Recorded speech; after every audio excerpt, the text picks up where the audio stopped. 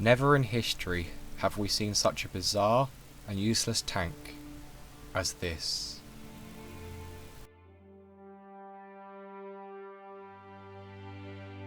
The T-35 started life after the cancellation of the TG tank in 1931.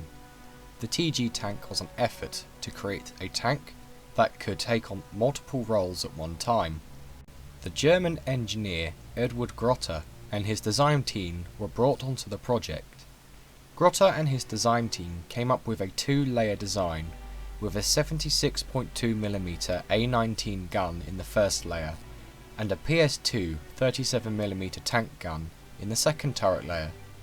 This tank did not perform very well in tests and cost 1.5 million rubles to construct, whereas it only cost 60,000 rubles to construct a BT-2 fast cavalry tank. Using the knowledge gained by the construction of the failed TG tank, Russian designers who previously worked for Grotter were ordered to design a new 35-ton multi-turret tank for the RKKA. That's the Workers' Peasants' Red Army. This project was codenamed T-35. The first T-35 prototype, the T-35-1, was shown to the RKKA on the 1st of September 1932. The new design featured a 6-bogie design with 2 wheels on each bogie. It also had 4 small turrets around a main turret. 2 of the small turrets featured DT-29 machine guns, and 2 featured 37mm PS2 guns. There was 1 machine gun and 1 anti-tank gun turret in front and behind the main turret.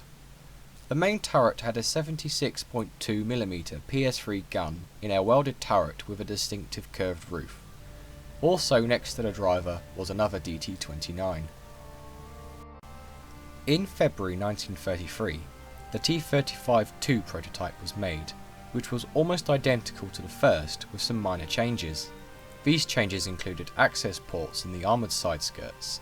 The main turret was of a simpler design with a flat roof. Also, the small turrets were now slightly different depending whether they had DT-29s or PS2 guns in them. While the T-35 was in the prototype stage, the T-39 tank was also going through prototype stage. A 1/10 scale model was made of the tank and was presented to the RKKA. However, many flaws were spotted in this design. The design was rejected and it would cost almost 3 million rubles to produce, whereas the T-35 would only cost 525,000 rubles to construct.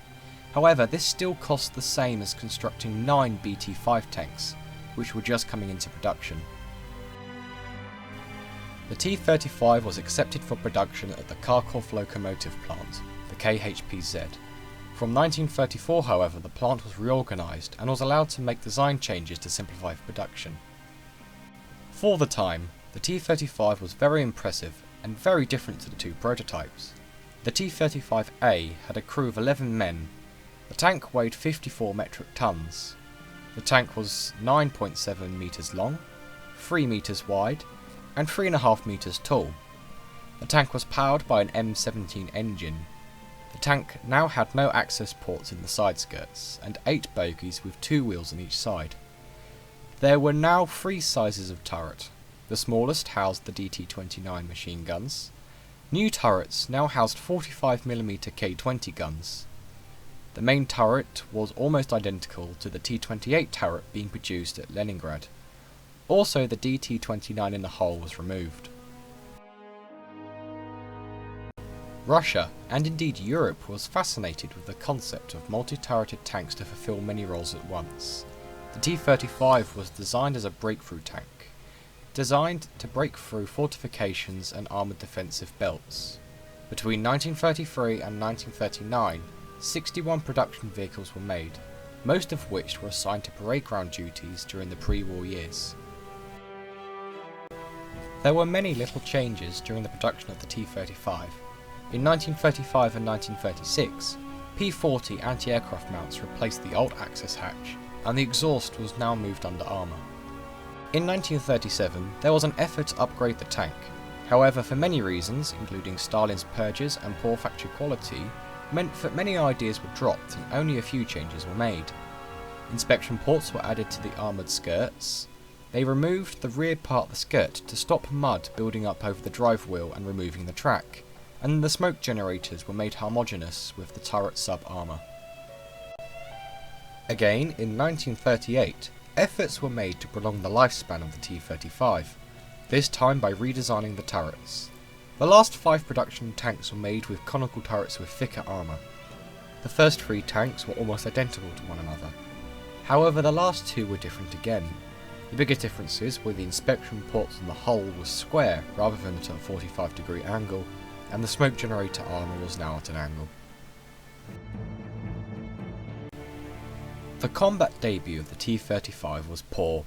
According to Red Army records, out of the 47 T-35s in the 67th and 68th Tank Regiments, all but 4 were knocked out due to mechanical failure or accidents, the rest succumbing to enemy fire, one already having broken down before making a last stand. There were 2 T-35s available for the defence of Moscow, and only one survived the battle.